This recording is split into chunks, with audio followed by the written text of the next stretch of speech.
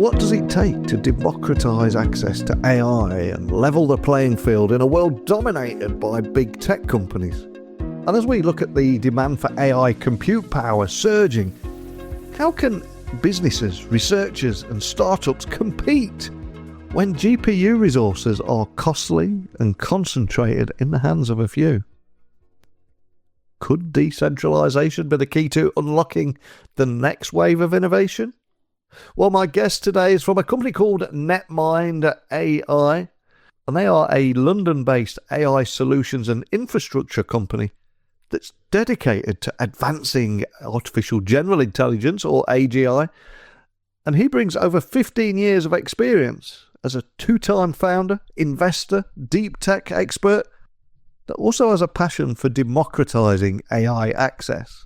So in my conversation today, we're going to explore how NetMind Power, how their GPU marketplace is disrupting big tech's dominance by tapping into idle GPUs from individuals and data centers, and dive into how agentic AI and its real-world applications across industries are already reshaping business operations by enabling smarter decision-making processes. So, could decentralization be the answer to ethical concerns like AI misinformation? And how can smaller players use these technologies to compete with big tech? And what does the future hold for AI agents and decentralized innovation? So thank you for joining me on the show today. Can you just tell everyone listening a little about who you are and what you do at NetMind? Hi, Neil. Well, first of all, thanks for having me. So I'm Seena Rejal, the Chief Commercial Officer at NetMind.AI.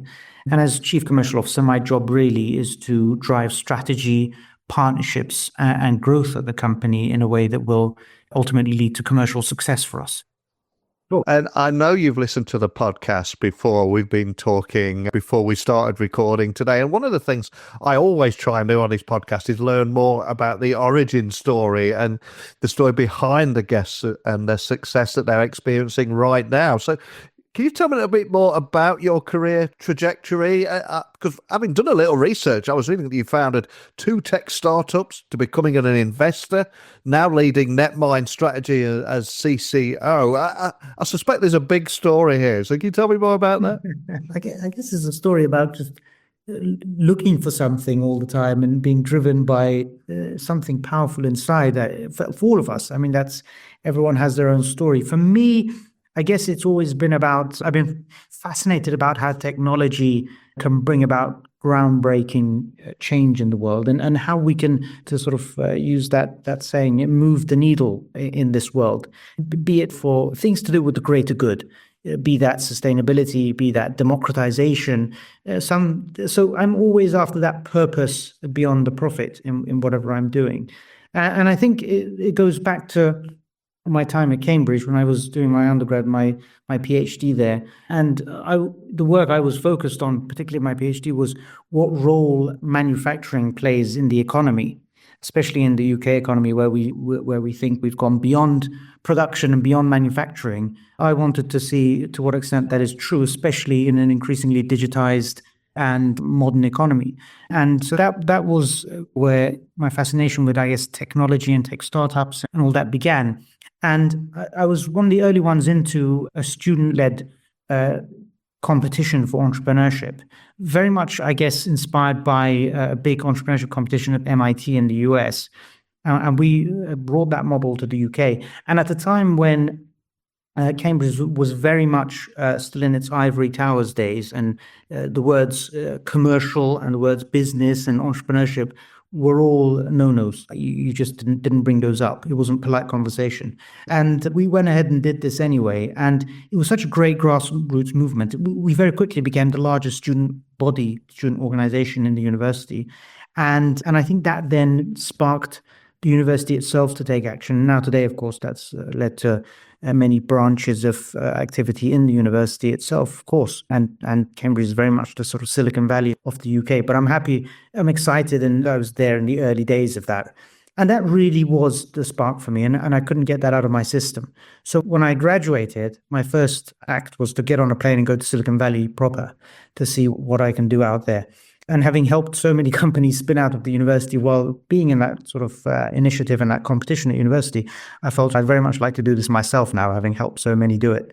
But it was a slightly disappointing time because it was very much the beginning of the social media frenzy. And so everyone wanted to create the next Facebook.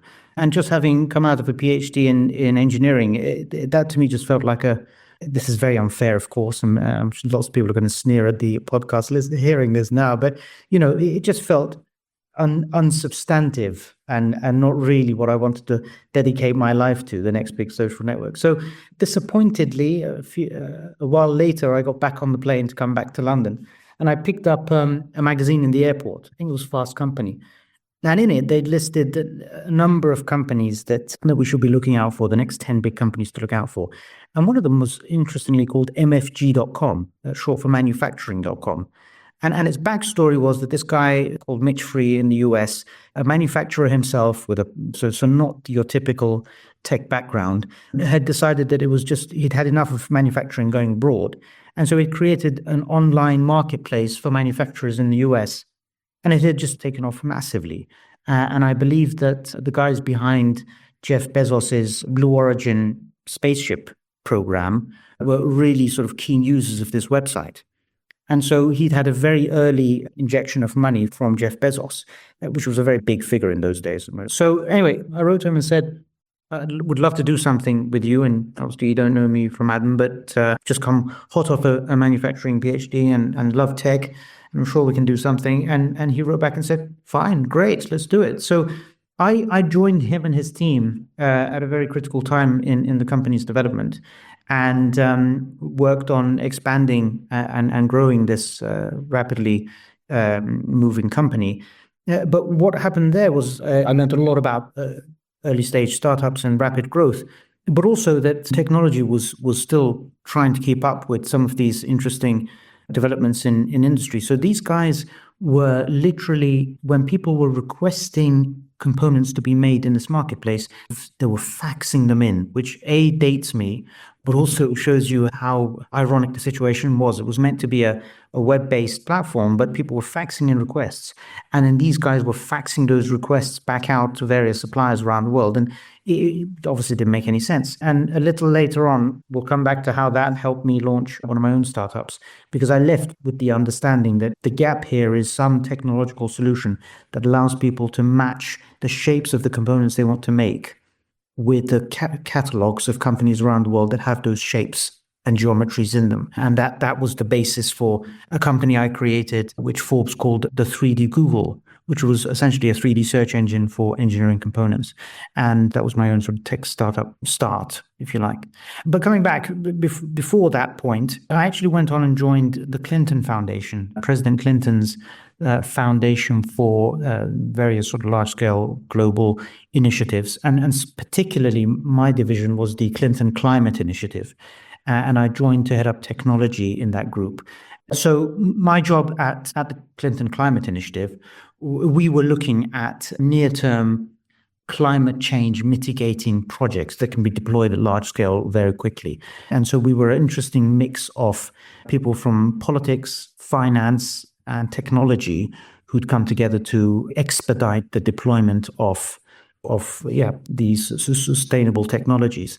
And we had a particular focus on a number of areas, but two that were particularly interesting were, one was solar and the other one was carbon capture, both of which needed a big heave to get them going at the time. And my job in particular was to sort of scour the world for the leading technologies in this space and help bring them to market. And so do the analysis behind them and see which are real and which are sort of smoke and mirrors. And that was a fascinating time, and I got to meet a lot of really interesting companies and people around the world, and everyone flung their doors wide open because we were seen as an interesting mix of being both not sort of an NGO, but at the same time a very commercial NGO looking to help accelerate venture development and venture rollout. And so that was a fascinating period, from which I then went on to join two really interesting startups. One was a company in Cambridge, here in the UK, called 819, that had a world-changing solar technology, flexible, organic-based sort of solar panels. And the business model around that didn't work at the time because there were much cheaper alternatives in the market, silicon-based alternatives, solid alternatives. And we then combined that with a very interesting business model in traditionally unexplored markets in the emerging world. So in Africa, for example, where there's a massive need for clean energy, but of course, the economics traditionally didn't make sense. We looked at combining, therefore, this new technology with pay-as-you-go units. And so we're able to unlock this enormous market. And so this concept of clean energy for all became our sort of clarion call. And that was a mission that was absolutely fascinating. So that was a great time. And then I joined a company called Global Thermostat. And in both, I was heading up strategy and business development. And for them, they were still very early stage. And so we had to pull up our sleeves and be involved in every part of it. But Global Thermostat was capturing carbon from the air. And this was a team led out of the US, particularly out of New York, with some of the folks behind the Kyoto Protocol and a number of Nobel laureate scientists. And it was, again, a very ambitious and sort of moonshot type of project, which, again, I found absolutely fascinating. And after those, I came back to start up that 3D search engine that I mentioned, which I moved forward for a number of years. We raised finance and funding and VC backing for, and then another company beyond that, which was focused on AI. So it was the beginning of the AI revolution, I guess. And we were early in that with a company that was developing visual learning, visual intelligence, essentially. So AI that was fully explainable. That was what we call deep visual reasoning. So it could reason about what it's seeing and explain what it's seeing. And it had a number of very high impact applications in dealing with toxic content online, supporting security and policing in large crowds. And that led us to a big win, an international AI prize in the US for sort of AI developments, which was a big success for us in that year. Having completed work in both of these, and then with the emergence of COVID and time to reflect on life and maybe make a few changes, I found myself on the investor side and helping companies to both get ready for funding and to raise finance for them and into them. And so an interesting, but sort of a, if you like, an entrepreneur in residence type of activity where I would get my hands dirty, get into the companies and help them to get themselves aligned for the investment that we were about to bring into them. So supporting the investors, but also really being in the company, deep in the company and having both angles. And then I joined a company in Oxford in the UK called StreetDrone, which was developing autonomous vehicles. And I direct them towards industrial autonomy and the development of, I guess, trucks that drive themselves. And that was, again, absolutely fascinating. Again, a huge AI aspect to that. And if you like, embodied AI. So a fascinating, I guess the future of AI really is that, embodied AI. And here we are today at NetMind. So it wasn't a million miles away from that. So moving from one AI company to another, here at NetMind.AI, it's about democratization of AI for me and making sure that we fight the good fight here at AI as AI emerges. And listening to your incredible story there, it seems that you've been in an incredibly unique situation by having sat on both sides of the table as both a founder and an investor, which I don't hear about too often. So I've got to ask, I mean, what were the biggest lessons that you've learned about navigating the tech landscape when you've been on both sides of that table? Well, interestingly, I think a lot of it boils down to the information asymmetries between the two sides of the table. And once you've got the perspective of both sides, you realize how it really boils down to a number of key lessons. And if both parties know that and there is more transparency between them, and that transparency is not as if both sides don't want to give each other transparency. I think it's just through, as you say, it's experience based. If you've not had one or the other of the experiences, you can't really put yourselves in the shoes of the other. And that's a shame, because I think the real success stories are where both sides are fully hand in glove and totally understand what the other's needs are. And they are, in theory, they should be fully aligned. But I'd boil it down to four key areas. One is timing is everything. I mean, these are cliches, but they are so true in this space. Even the best ideas will fail if you're ahead of the market. It doesn't make a difference. So really, it's about getting your timing spot on. Another lesson is it's about distributing what you've got in the best possible way, going to market in the right way. Again, you might have a great product or a great model or a great offering, but if you don't have a good go-to-market strategy, then really you can just leave it on the shelf to accumulate dust. It doesn't make any difference. The third thing I've learned is that team is everything, and ideas are a distant second. You can have a great idea with a second-rate team, and that great idea never comes to fruition.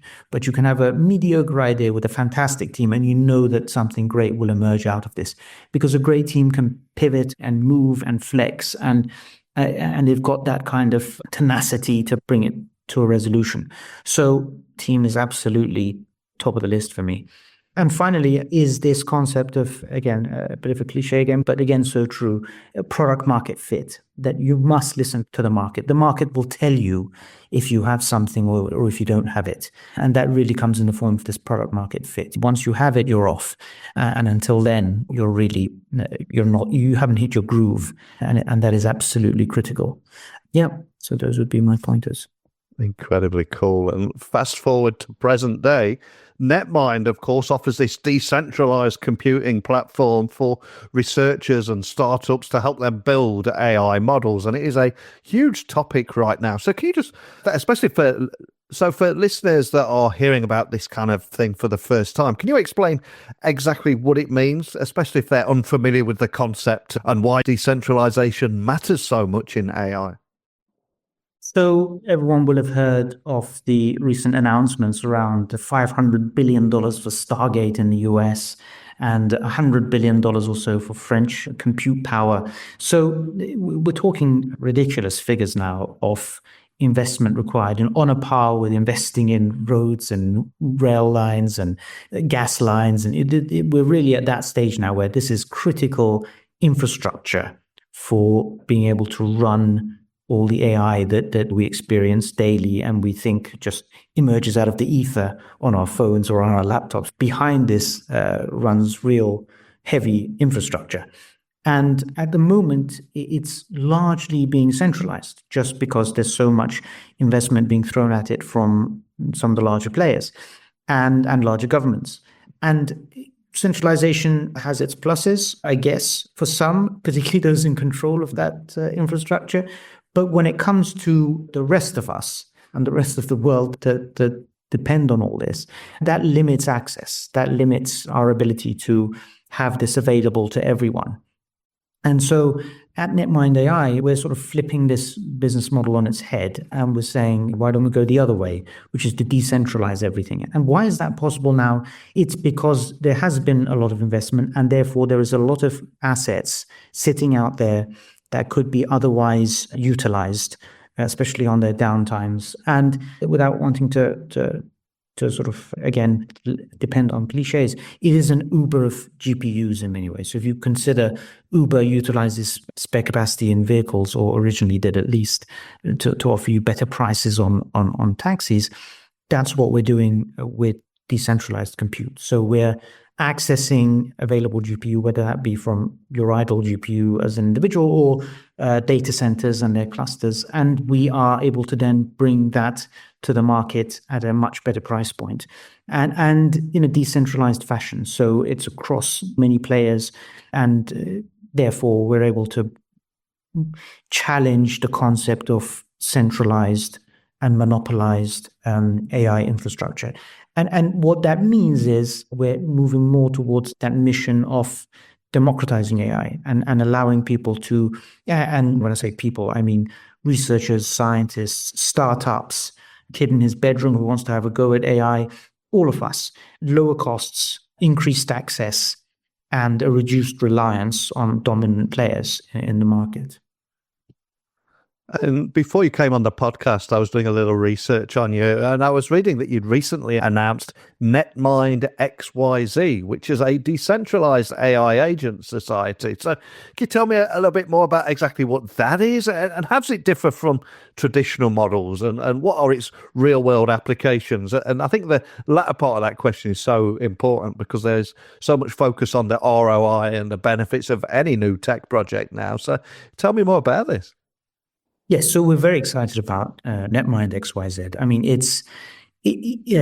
we think it's the next big evolution of AI, and it's about the evolving cognizance, if you like, and capabilities of AI and what they can do for us in society.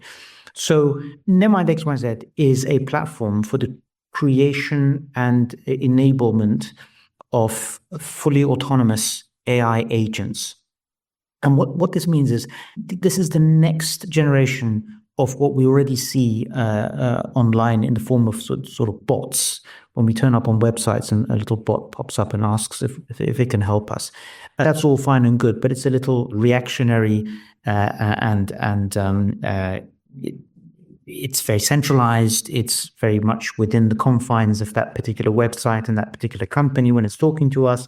So and it can't go off and do anything on its own.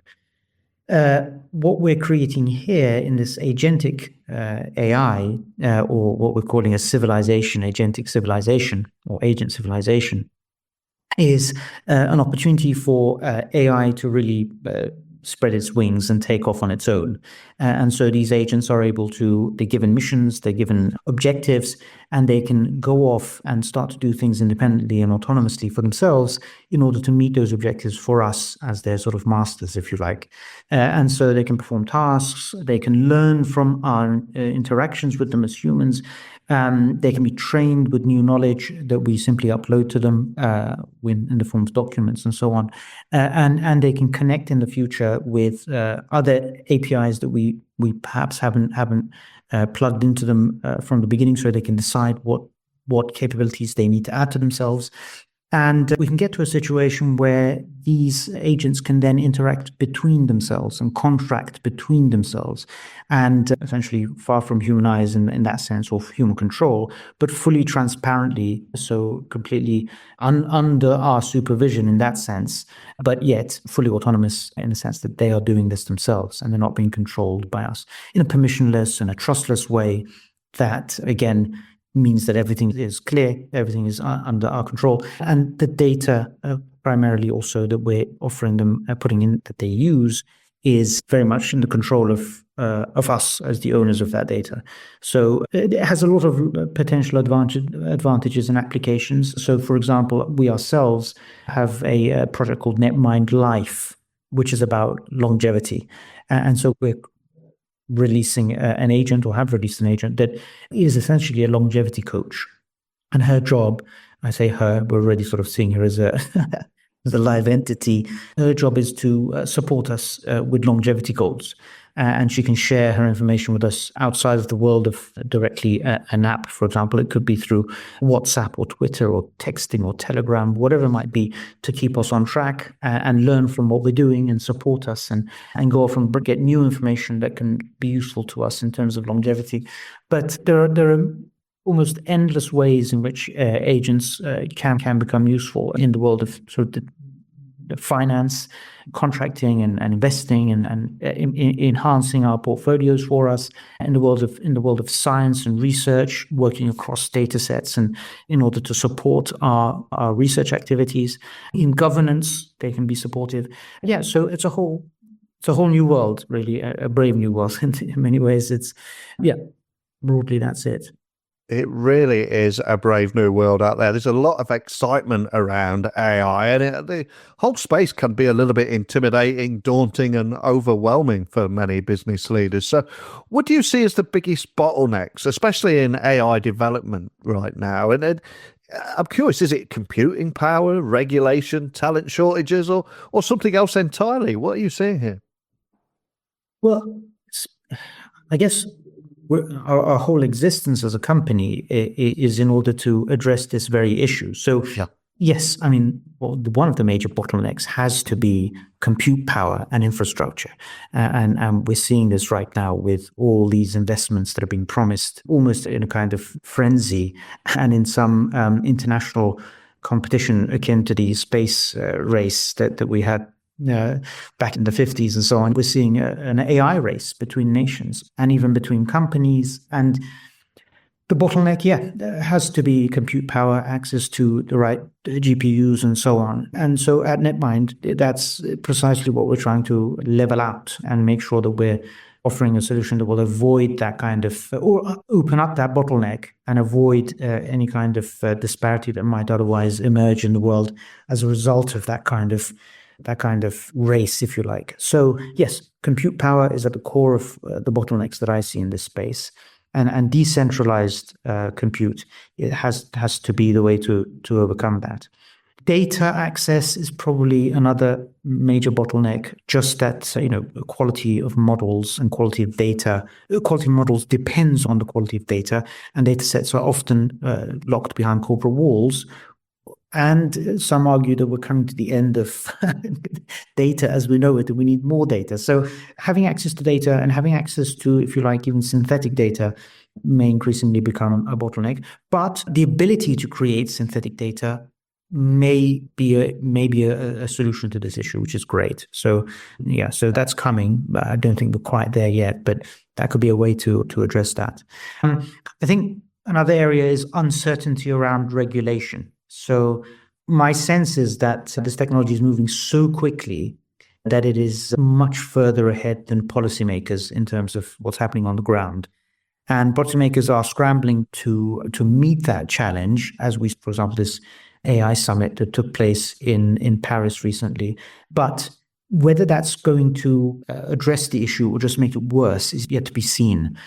Because there is a danger that this just creates further uncertainty in the space, because they're not quite sure how to stop this advancement, and they're not quite sure about what the outcomes are going to be. And rightly so. I mean, no one is to blame here. This really is moving very quickly, and it does require a lot of debate and discussion about where things are heading. And I don't think anyone has the answers, but it does require a much, much more sophisticated level of discussion and voices to be heard in a level playing field, not dominated by commercial interests, which I think is a challenge that we face at the moment in the world. So uncertainty around regulation might be another spanner in the works here. And finally, I mean, you touched on it, talent shortage, really, I mean, that's absolutely the case. Demand for engineers and AI specialists really far exceeds supply. And there's really hot competition for that. But I think that'll sort itself out as well in due course. I mean, I think just looking at where the young talent is heading, they're picking up on the fact the world is rapidly changing. And I think we'll see real pivots in education towards meeting this. So compute power, data access, uncertainty around regulation, and talent shortage. I think those are probably the key bottlenecks. We are now in the third year since generic AI hit the mainstream, and AI has rapidly developed in the last few years alone, from chatbots to AI agents that are all the rage this year. So what do you think will be the defining AI trends this year that will actually reshape business practices, show that ROI, show measurable, tangible differences in businesses? What do you think what are you expecting to see here this year? Well, I think that AI agents is a big thing, and will become an even bigger thing once people catch on to how big a change and development this is. Once we harness the capability of these agents to do big things for us in business, in daily life and admin, I think it's a complete game changer.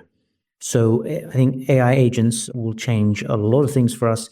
They're going to come into the mainstream. They're going to automate entire workflows in business, I think, in finance, in supply chains, in customer service, in research. This is a complete game changer. And I think it'll be akin to the world before and after mobile phones, that kind of, how did we do this without these agents?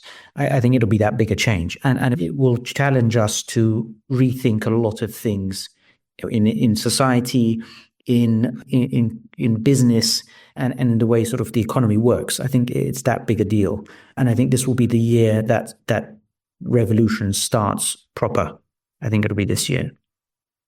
So that's one. The other is, and of course, that's what NetMind XYZ, our platform, is at the core of, right in the middle of that. The next thing, and again, I believe we're in the center of this, is AI decentralization. So I think we can talk about this in more detail later, but the challenge to the big assumptions around how AI works that have come about from the likes of DeepSeek and others, I think has shaken everyone's preconceptions around how this whole AI evolution should unfold.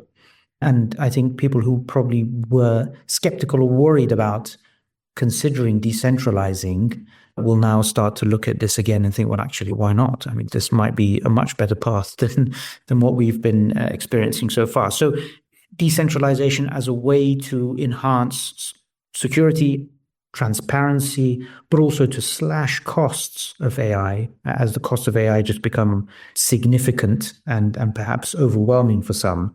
I think decentralization will gain traction. So I think those are probably the two that I would go with. So AI agents and decentralization would be the big themes coming up. And another thing that stands out for me about what you do at NetMind is how you're integrating AI with Web3. And by doing that, you're creating this diverse AI ecosystem. And Web3 has also become somewhat of a buzzword in tech over the last few years. But for anyone listening, hearing about it, maybe they've heard a lot about it, then got distracted by AI. Can you just remind everyone listening exactly what Web3 is and also how it will shape the future of business and work? Yeah, so I'm a big convert to Web3 myself. So I came in not being sure if I really believed in it, because it's such a wild west in the sense of the same way that people headed out to the west for the gold rush. And initially it was a wild west, and there was a lot going on that scared people, and it was anarchy perhaps in some ways, but at the core of it, there was real value. There was gold, and those who knew how to get that gold got it. And today, that became the future.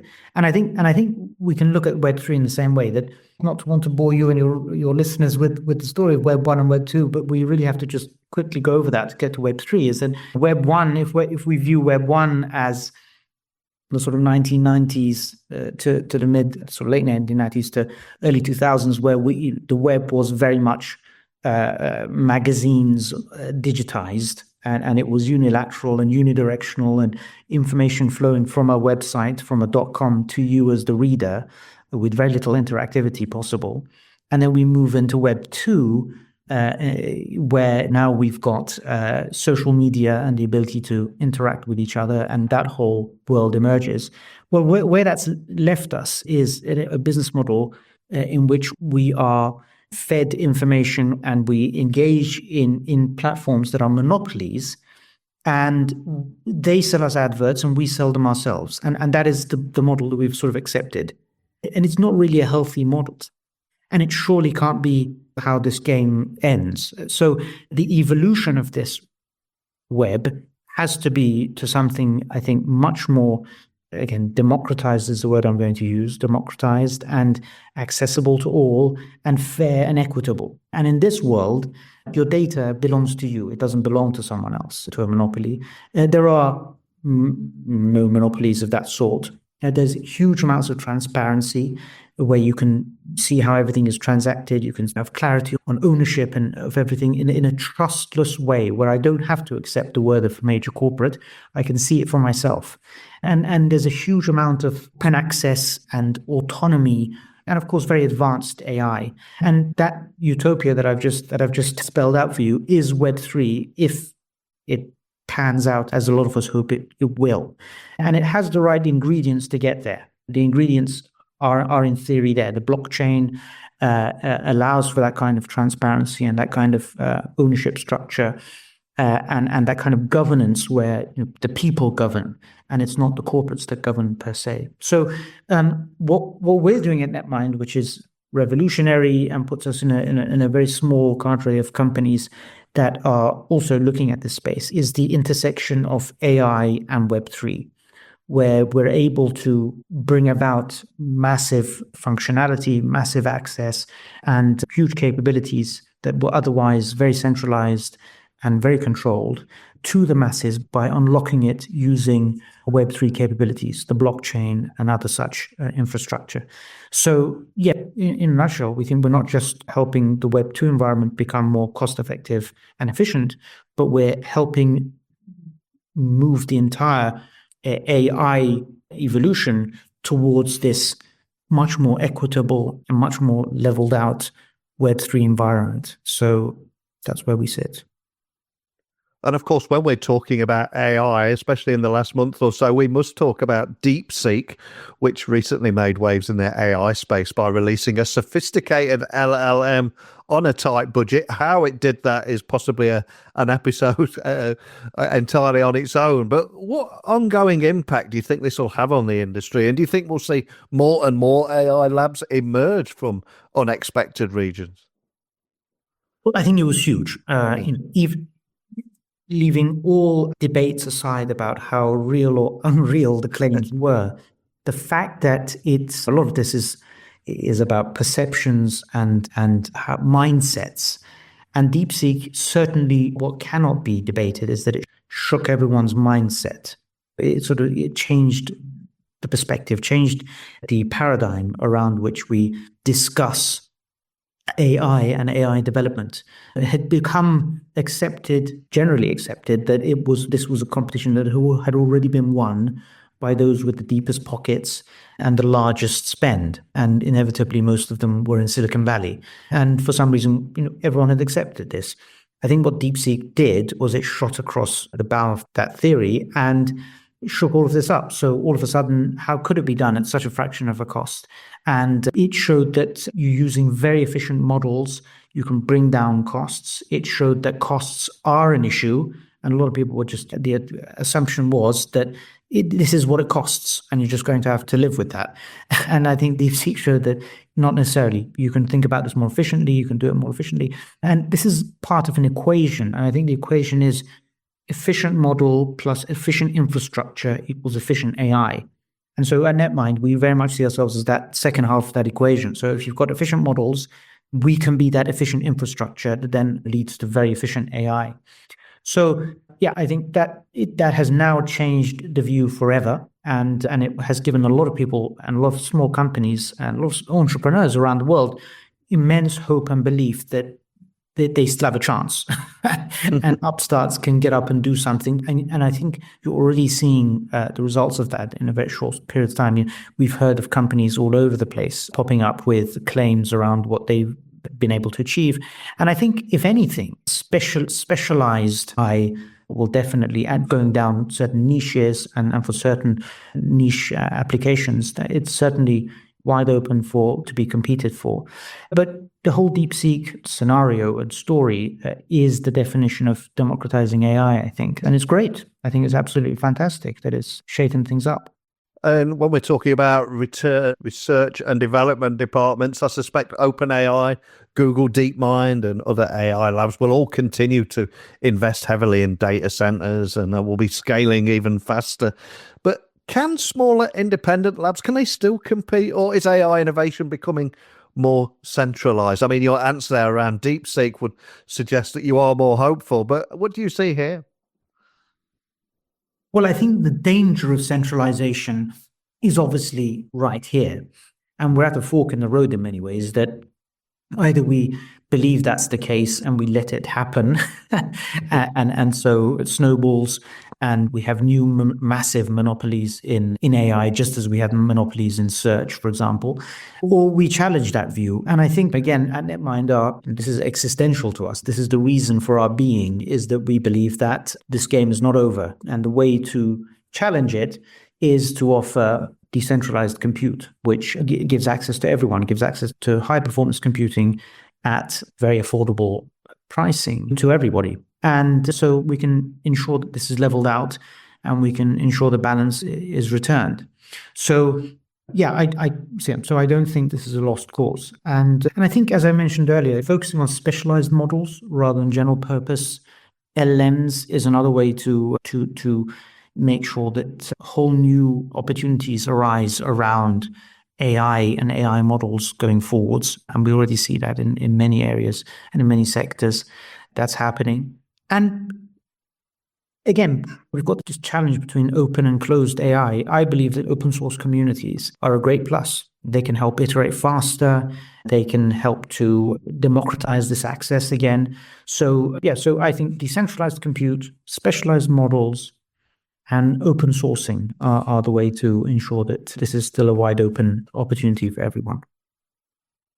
And there's a lot of talk about responsible AI right now. So, are there any ethical concerns regarding AI that you think are often overlooked? There's a lot of big stories around it at the moment, but is there anything that you're seeing that we're missing from the argument here?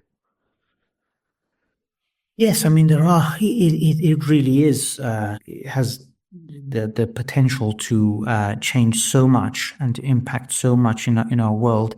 Really, is a matter of where do you begin, and the fact that people understand that there are lots of concerns, but there's yet to be coherent responses to it, in my opinion.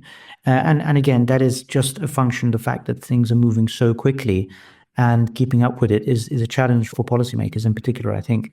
And the way things are structured at the moment, perhaps industry is also not incentivized to try and regulate itself too much on that front. So you have a very dangerous mix, probably, situation, I would say, without wanting to be a fearmonger. But here at NetMind, we're all about ethical AI, and part of decentralized systems is the fact that you can promote transparency through that decentralization, which therefore distributes control and oversight and helps manage all that. So this is very central to our discussions here in the company. But I think AI's role in misinformation, that's a big thing, and deepfakes and so on. We still don't know how to really manage that and how to verify and validate. And I think that's going to be a big issue going forwards. That, to me, probably is one of the biggest areas that we should be concerned about, AI's role in misinformation. Completely agree with you there. And I think that is a powerful moment to end our conversation today. We've covered so many big talking points and big topics around all things AI. I would invite people listening to share their insights and their opinions and their views on what they're seeing out there. But before I let you go, I'm going to see if there's a little thank you we can give to you for starting this conversation today. We do have a lot of business leaders and even celebrities that listen to this podcast, or maybe even been guests on this podcast before. So if I was to ask you, if there is one person that you'd love to have a breakfast or lunch with, who would it be and why? Because they might just get to hear this, and I want to see if we can manifest some kind of meeting for you here. So who would it be and why? That's very kind, Neil. Can I be a bit cheeky and ask for a sort of dinner party with a few people? Oh, absolutely. I like that. A nice twist. Yeah, go for it. So I'd love a dinner party with Chatham House rules. So no comments are attributed to anyone, and everyone can speak freely without worry about what their shareholders will say, or what their political followers will say. And I'd like to be locked in a room with the likes of Geoffrey Hinton, Jan LeCun, Demis Hassabis, Elon Musk, Sam Altman, and maybe Max Tegmark and Stuart Russell. All of these guys in one room, lock the door, and say, look, no one's listening. Really, what is happening with AI? Where is it going? What are the dangers? And how do we get it resolved? And not letting them out of the room until we have consensus. Man, I would love to be a fly on the wall at that dinner party. That sounds electric. Yeah. Well, we'll put that out in the universe. Let's see what we can make happen there. And for anyone listening, just wanting to find out more information about you, maybe they want to connect with you, ask you a question, or find out more details about NetMind and some of the things we talked about there, where would you like to point everyone listening to know? Thank you. No, that's great. So www.netmind, and we're all over X and various other similar channels, but netmind.ai is our name and is our website. And from there, I'm very easily accessible from there on. So yeah, we look forward to everyone joining this decentralization revolution. Yeah, and as I said a few moments ago, we covered so much a few moments ago, but throughout our conversation. And I think one of the things that really shined more than anything is your passion for democratizing access to AI, allowing businesses of all sizes to compete on that same level playing field that big tech has enjoyed exclusively for so many years. But more than anything, just thank you for sharing your story, your insights, and everything in between. Thanks for joining me today. Thanks for the invite, Neil. I enjoyed it very much. Thank you. As we've heard from Seena today, the future of AI doesn't need to be dominated by a few major players. Decentralization does offer a powerful opportunity to democratize AI access, allowing startups, researchers, and businesses of all sizes to tap into the high-performance computing without those massive infrastructure costs. But as AI becomes more accessible, how will industries address the ethical challenges of misinformation and deep fakes? And will decentralized AI ecosystems provide better transparency and security? All things that we need to ensure responsible AI development. Let me know your thoughts, how you see agentic AI redefining your business practices and workflow automation in the years ahead. I'd love to hear your thoughts here. Is decentralized AI the key to leveling the playing field? Let me know. Techblogwriter@outlook.com, LinkedIn just at Neil C. Hughes, X at Neil C. Hughes, Instagram, yeah, you guessed it, at Neil C. Hughes. And you'll also find a few pics from my recent travels to Texas. And if that hasn't got you curious, I don't know what will. Maybe another guest, bright and early tomorrow. Okay, I'll be here, ready and waiting. And I hope that you'll come and join me one more time. But that is it for today. So thank you for listening as always, and I will speak with you all tomorrow. Bye for now.